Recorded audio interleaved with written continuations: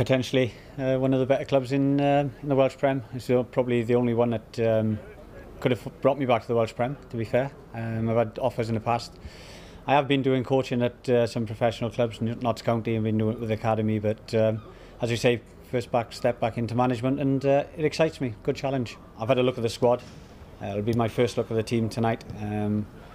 We have identified areas we need to strengthen, but we haven't got a lot of time to do it. I think first and foremost we need to get some direction in which way we're going to play this season, bit of shape, what philosophy we're going to stick to, and we're working on next week in training, but tonight's the first time I'm going to really have a good look at him. Tough act to follow, Nev. Respect everything he's done here for the club. Shame that it's come to an end, but that's what football is all about, and if I can get some success and get half as much of what he did, I'll be pleased. Long term is obviously I want to be challenging for the title. I've come here for a reason, to win. I hate losing. I had a pretty good record at Llanelli. Just a case of if we can string a couple of results together and hopefully get into the top 6 this year, but next year I want to be challenging.